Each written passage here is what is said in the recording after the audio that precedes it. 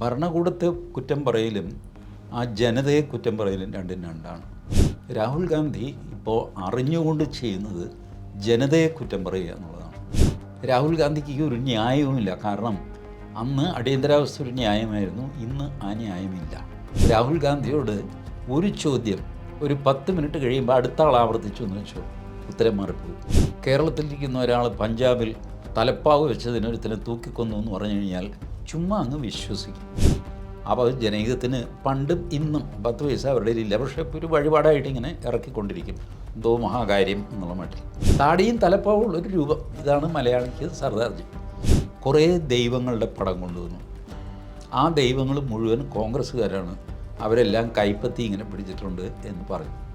75-ൽ അടിയന്തരാവസ്ഥ, 2024-ലാണ് സംവിധാന ഹത്യാ ദിവസം വരുന്നത്. വർഷം എത്ര കഴിഞ്ഞു?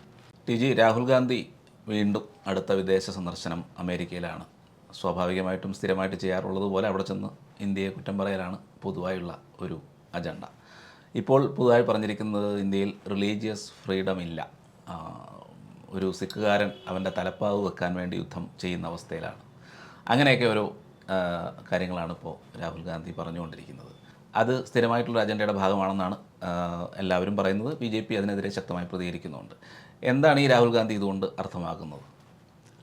അതേ, ഈ ഒരു കാര്യം, ഈ അന്യനാട്ടിൽ പോയിട്ട് സ്വന്തം നാട്ടിലെ കാര്യങ്ങൾ വിളിച്ചു പറയുക, അതൊരു മോശപ്പെട്ട കാര്യമാണ് എന്ന BJPയുടെ പോയിൻ്റ് അത്ര വാലിഡ് അല്ല. കാരണം ഇത് നരേന്ദ്രമോദിയും ചെയ്തിട്ടുണ്ട്. 1-2 തവണ അമേരിക്കൻ ഇന്ത്യൻസിനെ അഡ്രസ്സ് ചെയ്യുമ്പോൾ അദ്ദേഹം പറഞ്ഞിരുന്നു, 2014 വരെ ഇന്ത്യയിൽ കറപ്ഷനായിരുന്നു, ഇതായിരുന്നു, അരാജകത്വമായിരുന്നു, ചോദിക്കാനും പറയാനും ആരുമില്ല, ഇങ്ങനെ 2014 മുതൽ പുതിയൊരു ഇന്ത്യയാണെന്നൊക്കെ പറഞ്ഞിട്ട് പ്രസംഗിച്ചിട്ടുണ്ട്. അത് ഫലത്തിൽ ആ പ്രസംഗം കോൺഗ്രസ്സിനെതിരായ ഒരു പ്രസംഗമായിട്ടാണ് പോയത്, ഭാരതത്തിനെതിരായ പ്രസംഗമായിട്ടല്ല. രാഹുൽ ഗാന്ധിക്ക് സംഭവിക്കുന്നതല്ല, അദ്ദേഹം മനഃപൂർവ്വമാണ്, അത് ഹാർവാർഡ് യൂണിവേഴ്സിറ്റിക്ക് കൊടുക്കുന്ന ട്രെയിനിങ്ങാണ്. ഭരണകക്ഷിയെ നിങ്ങൾക്ക് വിമർശിക്കാം, കുഴപ്പമില്ല, അത് അന്യനാട്ടിൽ പോയും വിമർശിക്കാം. അടിയന്തരാവസ്ഥ കാലത്ത് അമേരിക്കയിൽ, ഇംഗ്ലണ്ടിൽ, അവിടെ ഇവിടെ എല്ലാം ഈ സുബ്രഹ്മണ്യൻ സ്വാമി ഇവരൊക്കെ എന്തൊരു പ്രചരണമായിരുന്നു ഇന്ദിരാഗാന്ധിക്കെതിരെ. അന്യനാട്ടിൽ പോയിട്ട് സ്വന്തം നാട്ടിനെ കുറ്റം പറയുന്നത് ഭരണകൂടത്തെ കുറ്റം പറയലാണത്. ഭരണകൂടത്തെ കുറ്റം പറയലും ആ ജനതയെ കുറ്റം പറയലും രണ്ടും രണ്ടാണ്. രാഹുൽ ഗാന്ധി ഇപ്പോൾ അറിഞ്ഞുകൊണ്ട് ചെയ്യുന്നത് ജനതയെ കുറ്റം പറയുക എന്നുള്ളതാണ്. Inherent weaknesses of my country, ഇങ്ങനെയൊക്കെയാണ് അദ്ദേഹത്തിൻ്റെ പറച്ചിൽ. അതായത് ഭരണകൂടം ഏതായാലും ഇങ്ങനത്തെ പ്രശ്നങ്ങൾ നിലനിൽക്കും, അങ്ങനത്തെ ഒരു തല്ലിപ്പൊളി ജനതയാണ് ഭാരതം എന്ന് പറയുക. അവിടെയാണ് ആളുകൾക്ക് ഈ ഫീൽ ചെയ്യുന്നത്. ഇത് രണ്ടും തമ്മിൽ തിരിച്ചറിയാൻ പറ്റുന്നില്ല. ഭരണകൂടത്തെ വിമർശിക്കുന്നതും ജനതയെ വിമർശിക്കുന്നതും രണ്ടും രണ്ടാണ്. ഭരണകൂടത്തെ നിങ്ങൾക്ക് വിമർശിക്കാം, ഭൂലോകത്ത് എവിടെ ഇരുന്നും വിമർശിക്കാം, ഒരു കുഴപ്പമില്ല. രാഹുൽ ഗാന്ധിക്ക് ഈ ഒരു ന്യായവുമില്ല. കാരണം അന്ന് അടിയന്തരാവസ്ഥ ഒരു ന്യായമായിരുന്നു, ഇന്ന് ആ ന്യായമില്ല. ഭാരതത്തിൽ അടിയന്തരാവസ്ഥയില്ല.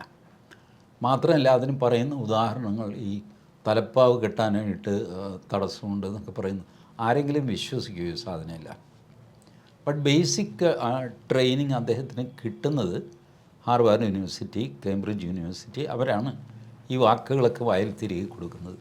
അത് കൺസോളിഡേറ്റ് ചെയ്തിട്ട് സാം പിട്രോഡ ഇദ്ദേഹത്തിന് പറഞ്ഞു കൊടുക്കും, കുറേയൊക്കെ എഴുതിയും കൊടുക്കും. ഇതാണ് ഇദ്ദേഹം അടിച്ചുവിടുന്നത്.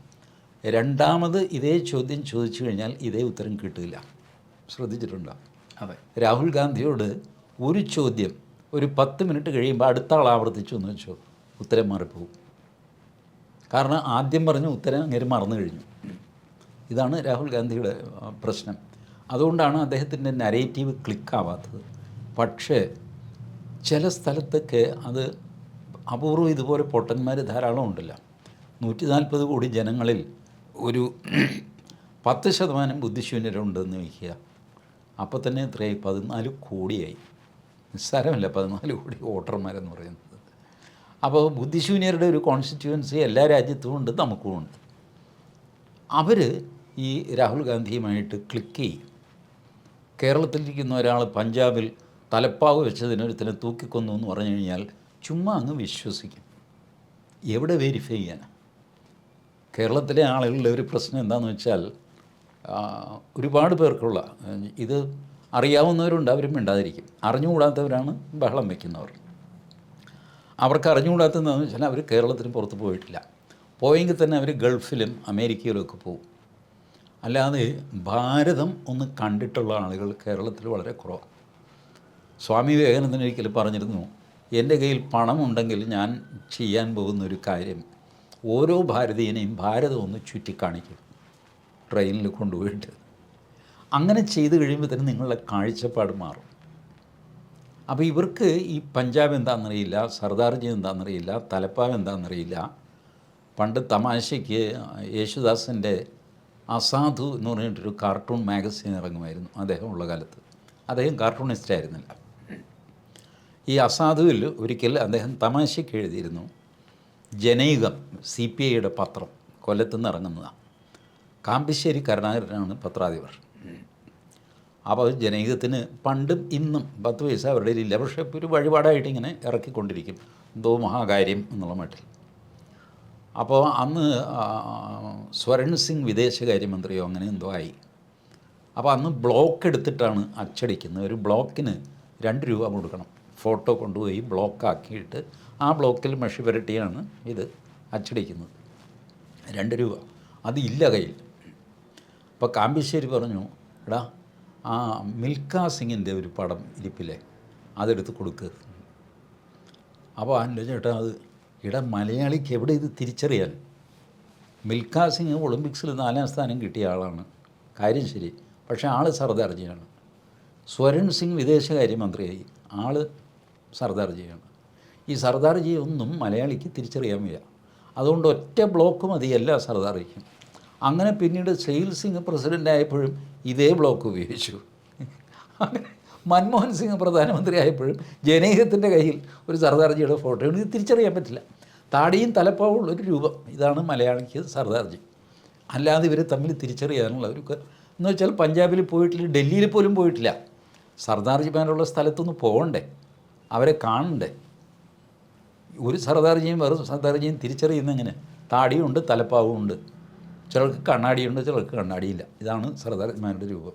അപ്പോൾ ഇത് തിരിച്ചറിയാനുള്ള കഴിവില്ലാത്ത മലയാളികളാണ് ഈ ബഹളമെല്ലാം. ഇത് വിശ്വസിക്കും.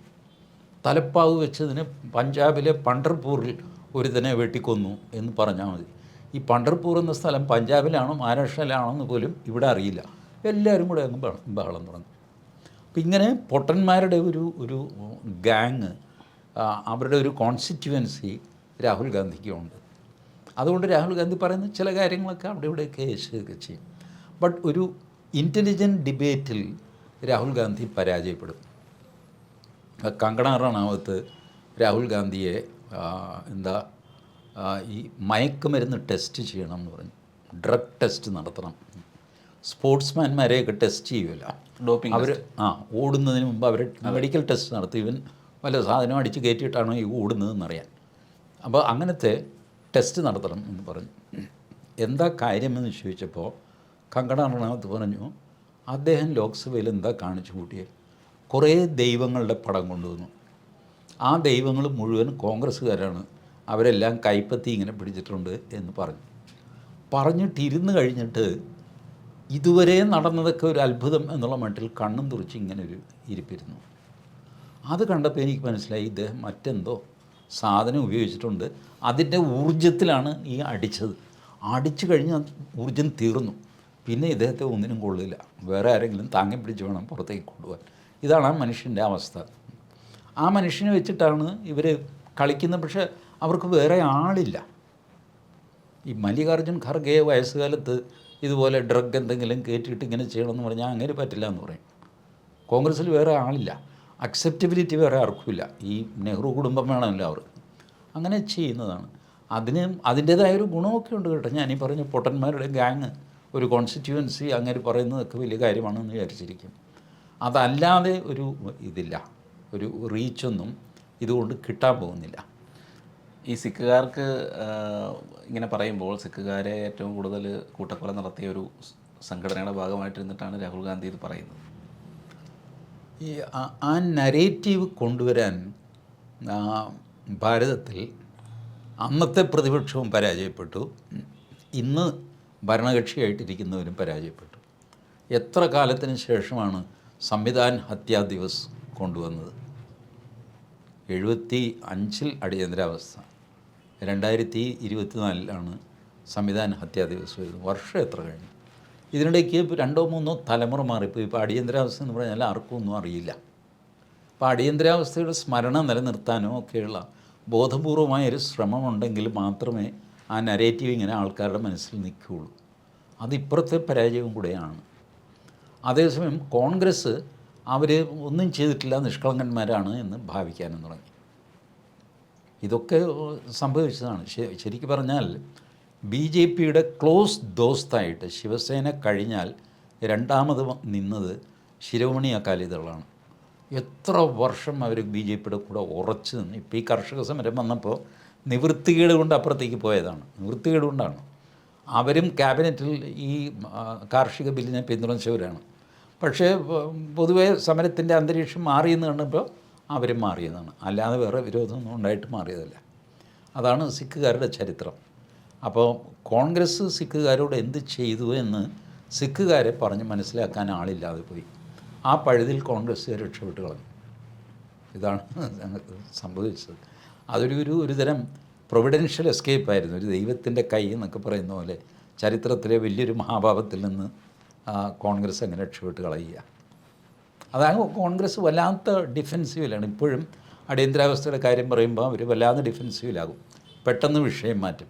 പിന്നെ ആങ്കർമാരും ഒക്കെ സഹായിക്കാനുള്ളതുകൊണ്ട് അവർക്ക് പരിക്ക് പറ്റാതെ അവർ രക്ഷപ്പെടുന്നു.